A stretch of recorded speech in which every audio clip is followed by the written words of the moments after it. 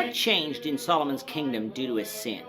This is the question we seek to answer today as we continue our verse-by-verse study of the book of 1 Kings on walking through the Bible. Of his word, the glory of his cross. Today we're going to be discussing 1 Kings chapter 11, verses 14 to 25. But before we do that, let's read the passage. If you have a Bible with you, turn to 1 Kings chapter 11, verse 14. But if you don't have a Bible, don't worry, just follow along with us on the screen. The version that we'll be reading from is the New King James Version. So 1 Kings chapter 11, beginning at verse 14. Now the Lord raised up an adversary against Solomon, Hadad the Edomite. He was a descendant of the king in Edom. For it happened when David was in Edom, and Joab the commander of the army had gone up to bury the slain, after he had killed every male in Edom, because for 6 months Joab remained there with all Israel until he had cut down every male in Edom, that Hadad fled to go to Egypt, he and certain Edomites of his father's servants with him. Hadad was still a little child. Then he arose from Midian and came to Paran, and they took men with them from Paran and came to Egypt, to Pharaoh king of Egypt, who gave him a house and gave him land. And Hadad found great favor in the sight of Pharaoh, so that he gave him as wife the sister of his own wife, that is, the sister of Queen Tahpenes. Then the sister of Tahpenes bore him Genubath, his son, whom Tahpenes weaned in Pharaoh's house. And Genubath was in Pharaoh's household. So when Hadad heard in Egypt that David rested with his fathers, and that Joab the commander of the army was dead, Hadad said to Pharaoh, "Let me depart, that I may go to my own country."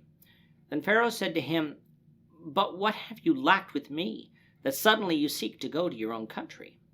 So he answered, "Nothing, but do let me go anyway." And God raised up another adversary against him, Rezin, the fled from his lord Hadadezer, king of Zobah. So he gathered men to him and became captain over the band of raiders when David killed those of Zobah. And they dwelt in Damascus, and they went to Damascus and dwelt there, and reigned in Damascus. He was an adversary of Israel all the days of Solomon, besides the trouble that Hadad caused, and he abhorred Israel and reigned over Syria. In our last lesson, we have the account of Solomon going off into idolatry in his later life. We noted that Solomon did this because he allowed his wives to influence him, teaching us that even the strongest of men can fall into sin through temptation. It also teaches us the dangers of marrying someone who doesn't believe in the true God of heaven. For Solomon, many of his marriages were prohibited by the law of Moses due to the fact that these women remained idolaters. But even the marriages that weren't expressly forbidden were at the very least unwise, for they opened up Solomon to temptation that he could have avoided. For Christians, marrying a non-Christian is not inherently sinful, for there is no scripture that would teach us such by word or by principle. But it is still unwise and something that Christians should consider carefully before entering into such a marriage. For Solomon, his sin took him away from God, who will not accept idol worship in any way, shape, or form. And so God said that he would punish Solomon by tearing away the kingdom from him. However, this wouldn't be done in Solomon's lifetime, and it wouldn't be done completely like it had for Saul because of the faith of David and because of God's promises to David. Solomon was told that his descendants would be given one tribe for the sake of David and for the sake of Jerusalem, the city where God placed his name. In today's lesson, however, we find that Solomon didn't get off lightly for his sin, even though he got to keep the kingdom. For God would raise up adversaries that would afflict him. The first that he raised up was Hadad the Edomite. We learn that Hadad was a descendant of the king of Edom, but someone who had fled Edom in order to escape a great slaughter of Edomites under David. We don't read of such a battle explicitly in 2 Samuel, but we do know from 2 Samuel 8 verse 14 that David put garrisons in Edom, and the people of Edom served David, so this is what is likely being referred to here.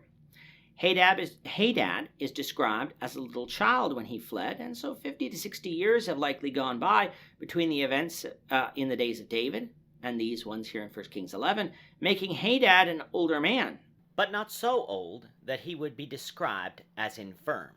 The route they took from Edom to go south was to go south to Midian, probably along the similar route that Israel wanted to take back in Numbers 20 to go north into the land of the Amorites.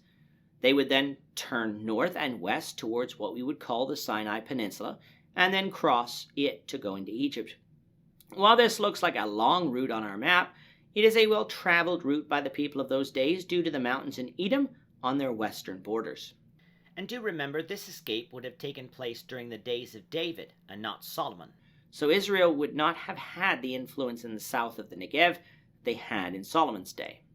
In Egypt, Hadad grew up and became most favored by the Pharaoh of Egypt, so much so that Pharaoh gave Hadad his sister-in-law as a wife.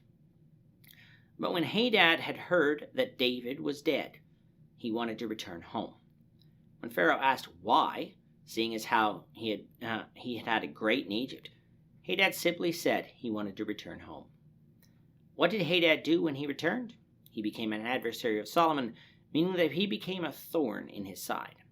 Now, this doesn't mean that he took over ruling Israel, but it did mean that over time, Hadad loosened Solomon's grip over Edom. Another adversary of Solomon was Rezin, a man who fled from Hadadezer, king of Zobah.